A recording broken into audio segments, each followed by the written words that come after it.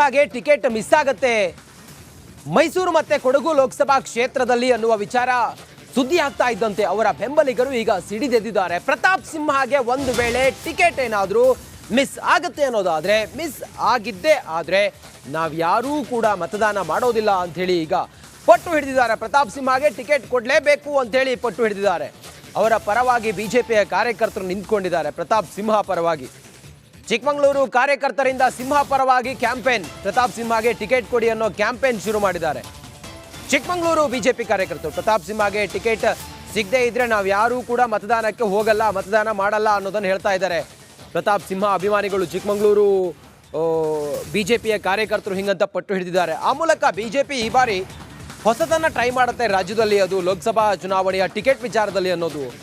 ಈಗ 195 ಲೋಕಸಭಾ ಕ್ಷೇತ್ರಗಳಿಗೆ ಟಿಕೆಟ್ ಅನ್ನ ಪಕ್ಕ ಮಾಡಿರುವಂಥ ಬಿಜೆಪಿ, ಅನೌನ್ಸ್ ಮಾಡಿರುವಂಥ ಬಿಜೆಪಿ 38 ಹೊಸ ಮುಖಗಳಿಗೆ ಆದ್ಯತೆಯನ್ನು ಕೊಟ್ಟಿದೆ. ಕರ್ನಾಟಕದಲ್ಲೂ ಕೂಡ ಅದು ಆಗಬಹುದು. ಕೆಲವು ಸಿಟ್ಟಿಂಗ್ ಎಂಪಿಗಳಿಗೆ ಟಿಕೆಟ್ ಅನ್ನು ತಪ್ಪಿಸ್ತಾರೆ ಈ ಬಾರಿ ಅನ್ನೋದು ಏನು ಚರ್ಚೆ ಇದೆ. ಅದರಲ್ಲಿ ಪ್ರತಾಪ್ ಸಿಂಹ ಅವರಿಗೆ ಟಿಕೆಟ್ ತಪ್ಪಿ ಹೋಗುತ್ತೆ ಅನ್ನುವ ವಿಚಾರ ಏನೀಗ ಸೋಷಿಯಲ್ ಮೀಡಿಯಾದಲ್ಲಿ ಓಡಾಡ್ತಿದೆ, ಮತ್ತೆ ಅವ್ರ ಹಂತದವರೆಗೂ ಕೂಡ ಅದು ಹೋಗಿದೆ. ಹೀಗೆಲ್ಲ ಇರುವಾಗ ಬಿಜೆಪಿ ಕಾರ್ಯಕರ್ತರು ಸಿಡಿಮಿಡಿಗೊಂಡಿದ್ದಾರೆ. ಚಿಕ್ಕಮಗಳೂರು ಬಿಜೆಪಿ ಕಾರ್ಯಕರ್ತರು ಒಂದು ವೇಳೆ ಪ್ರತಾಪ್ ಸಿಂಹಗೆ ಏನಾದರೂ ಟಿಕೆಟ್ ಸಿಕ್ಕಿಲ್ಲ ಅಂತ ಹೇಳಿದ್ರೆ ನಾವು ಯಾರೂ ಕೂಡ ಮತದಾನ ಮಾಡೋದಿಲ್ಲ ಅಂತೇಳಿ ಸೋಷಿಯಲ್ ಮೀಡಿಯಾದಲ್ಲಿ ಈಗ ಪೋಸ್ಟ್ಗಳನ್ನು ಮಾಡ್ತಾ ಇದ್ದಾರೆ. ಆ ಮೂಲಕ ಹೈಕಮಾಂಡ್ ಮುಂದೆ, ರಾಜ್ಯ ನಾಯಕರ ಮುಂದೆ ಒತ್ತಡವನ್ನು ಹೇರ್ತಾ ಇದ್ದಾರೆ. ಪ್ರತಾಪ್ ಸಿಂಹ ಒಳ್ಳೆ ಕೆಲಸ ಮಾಡಿದ್ದಾರೆ, ಪ್ರತಾಪ್ ಸಿಂಹಗೆ ಟಿಕೆಟ್ ಮಿಸ್ ಆದರೆ ನಾವು ಸುಮ್ಮನೆ ಇರೋದಿಲ್ಲ ಅಂತ ಹೇಳ್ತಾ ಇದ್ದಾರೆ. ನೋಡಬೇಕಾಗಿದೆ, ಇನ್ನೊಂದು 2-3 ದಿನದಲ್ಲಿ ಒಂದು ಕ್ಲಾರಿಟಿ ಸಿಗಬಹುದು ಪ್ರತಾಪ್ ಸಿಂಹಗೆ ಮತ್ತೆ ಅವರ ಅಭಿಮಾನಿಗಳಿಗೆ.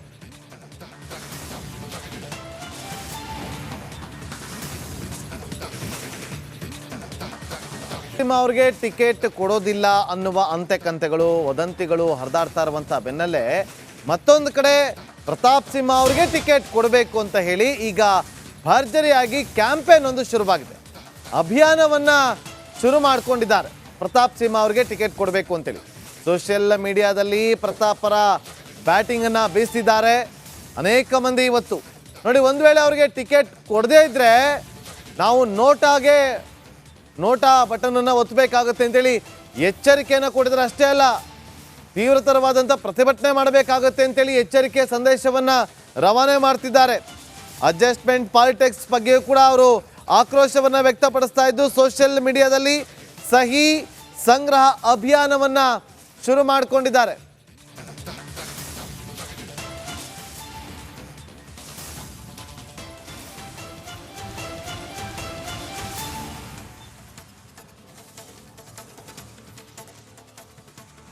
ನೋಡಿ, ಈಗ ಟಿಕೆಟ್ ಸಿಗುತ್ತೋ ಬಿಡುತ್ತೋ, ದೇಶ ಧರ್ಮ ಅಂತ ಹೇಳಿ